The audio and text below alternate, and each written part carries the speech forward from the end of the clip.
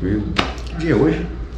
Hoje é 11 de maio. Eu sempre faço o meu convidado falar o dia da data para ver se ele está com as ideias no lugar. 11 de maio. 11 de maio de 2023. 2023. Bom, eu estou aqui com um amigo aviador também, da região Nordeste, né? Não vou falar só Pernambuco, mas ele é da região do Nordeste. Eliseu Pinho. Quantos anos de aviação, Eliseu? 50. 50 anos de aviação. Me botou no bolso. A parte teórica do estudo do...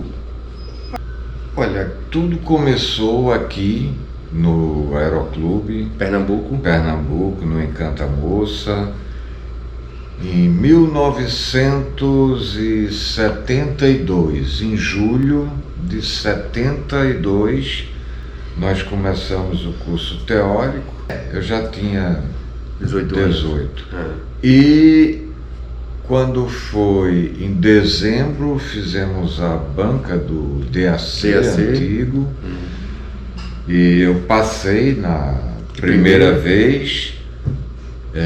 Éramos uma turma grande, só passamos 6. Na época era eu, Maia, que depois voamos juntos. Aí tinha um rapaz chamado Maranhão, que depois desistiu da aviação. Tinha também Gamboa, que sumiu, eu não sei mais onde ele está. Você está vivo, você está... E tinha uma moça chamada Tereza Cristina, que passou, ela chegou a fazer o PP e parou de voar e sumiu. E tinha mais um outro colega chamado Alfredo, que foi a primeira perda nossa na aviação. Ele faleceu naquele naufrágio da assimetria de flap na Companhia de Eletricidade do Paraná. Na época, o Aeroclube ele estava sendo revitalizado. O presidente do Aeroclube na época era Carlos Alberto, que depois foi comandante da Transbrasil. Nós estávamos com um avião voando só, o HLM, e o GRS, não, Paulistinha, né? O GRS, ele estava fazendo estrutura, mas o motor dele ia precisar fazer, tanto que eu voei muito pouco nele. No GRS? GRS. Isso aí em depois eu solei no HLM, nós solamos, eu e o Maia, no mesmo dia, 7 de fevereiro de 1973. Você voou o GRS em 73, no início, né? 73. Então eu voei o GRS em 1987. Mas quando você voou ele estava bem arrumadinho. Estava muito bem arrumadinho. Era o melhor avião de comando que tinha no Aeroclube, era ele. Ele era um avião muito dócil. Todo mundo queria voar o GRS. Entendeu? Muito dócil e todo mundo falava daquele avião. E eu voei pouco nele porque logo em seguida ele teve um problema de motor e parou, né? Ficou parado um tempão. A dificuldade na época era muito grande. Tinha outros aviões também. Você foi da época do T-21? O Fokker chegou depois, o Kilo Alfa Oscar. Que era um T-21 que era acrobático, né? Na época tinha o PT-19 que voltou a voar, era o GGP, aí depois chegou GGM, GGN e depois o GFT. Tudo PT-19? Tudo PT-19.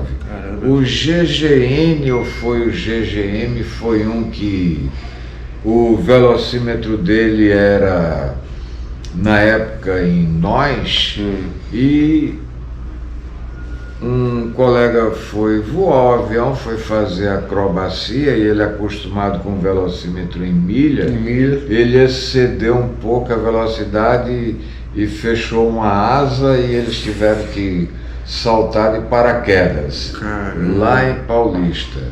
Aí foi perda total do avião, mas os meninos saltaram de paraquedas Se salvaram tranquilamente, entendeu?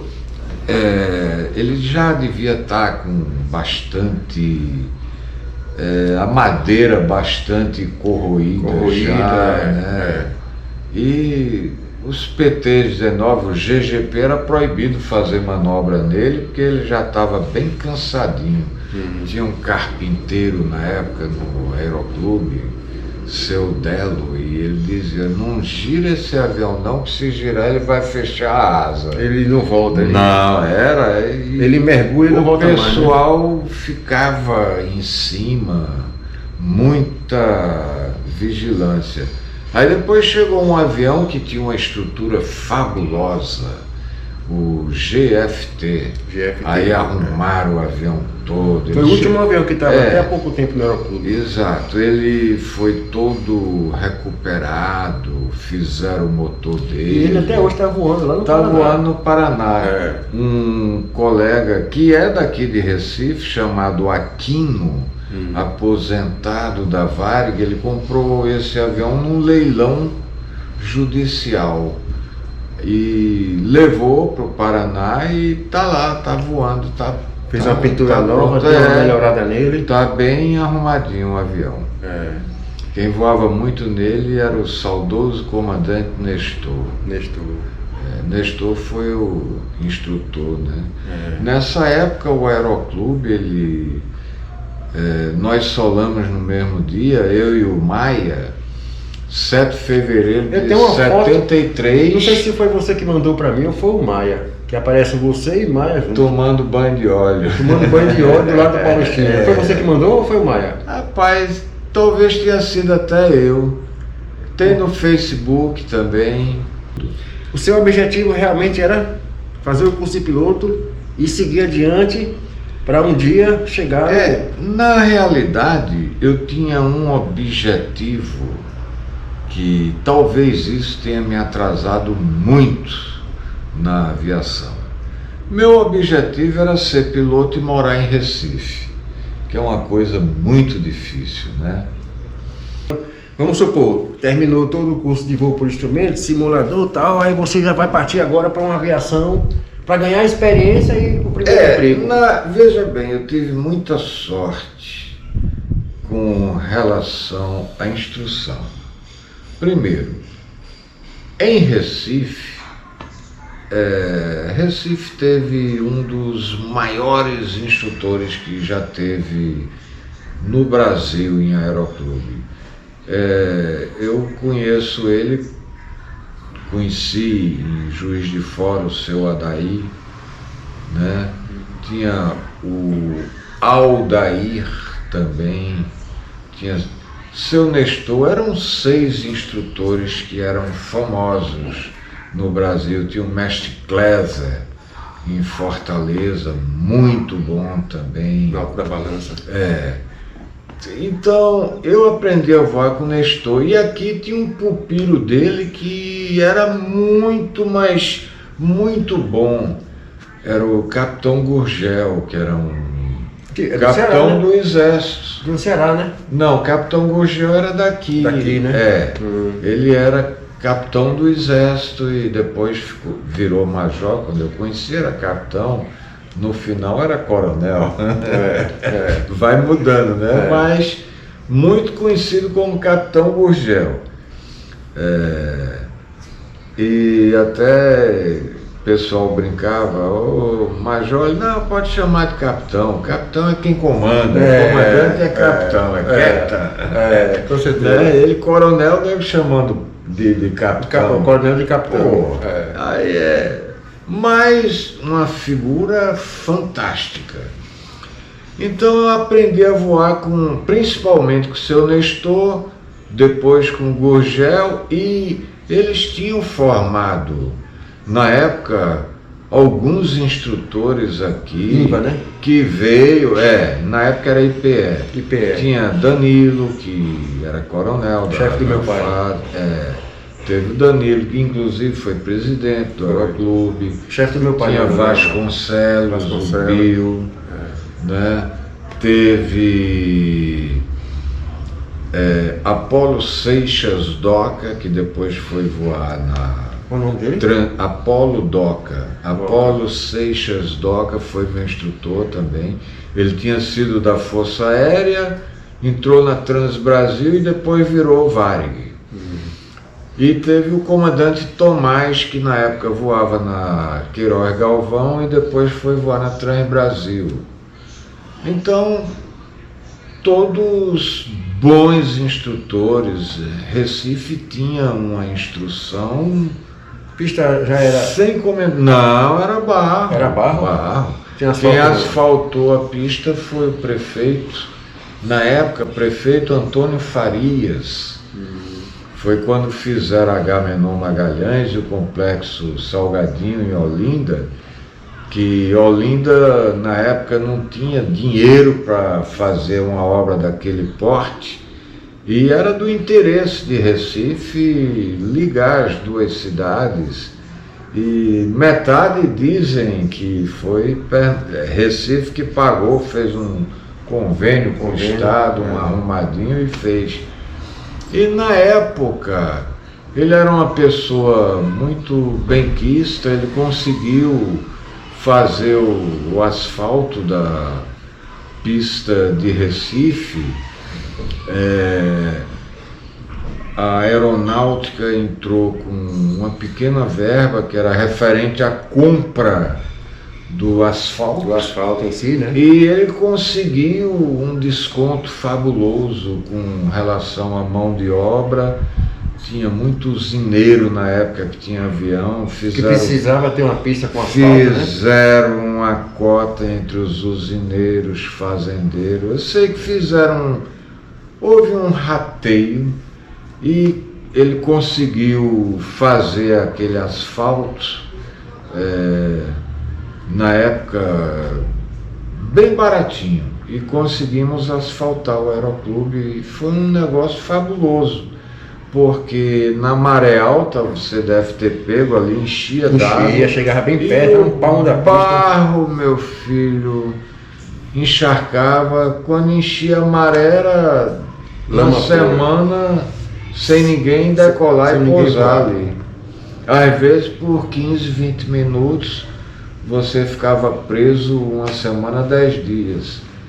E foi feito aquele asfalto lá e facilitou muito, né? Foi uma coisa maravilhosa. A aviação deslanchou. Então eu tive sorte de ter tido uma boa instrução no privado. Certo. Eu era estudioso, passei nos teóricos, eu fiz piloto privado, aí na outra banca eu já fiz comercial e FR. Passou de primeiro? Passei tudo. E fiz PLA. Tinha simulador na época? Aí o Frasca, quem dava instrução era o Gonçalves, pai do comandante, oh meu Deus, agora deu um branco. O filho do Gonçalves é comandante, rapaz, voava com o Maurício. É Gonçalves também, mas tem um outro nomezinho. Aí eu fiz o simulador, o Frasca, né? Em Recife, né? Fiz aí direitinho, tranquilo. E fui voando, né? A experiência. Na época tinha um comandante aqui que ajudou muita gente. Comandante Jacques, cabelo bem branco. O Jacques, ele era um cara muito estudioso. E ele ensinou navegação, instrumento, que ninguém sabia. Ou você ia fazer fora, ou ninguém sabia. E teve, na época, pouquíssimos pilotos aqui tinham IFR, entendeu? Era um pano preto, entendeu? Na época tinha o Jacques, que tinha IFR, voava à noite, tinha o Orlandinho, Orlando de Miranda Henriques, foi outra pessoa que também me ajudou. Tinha o Die Viegas, que chegou depois para voar no Bradesco, só que quando ele veio voar aqui, ele veio voar um monomotor. Então o avião não voava IFR, mas ele tinha multi e tinha IFR. E tinha um comandante Araújo. Quer dizer, na época você ter um IFR já era muita vantagem, né? Era. Então, eu tive... Araújo, aquele que tocava violão? Sim, que cantava, vozeirão.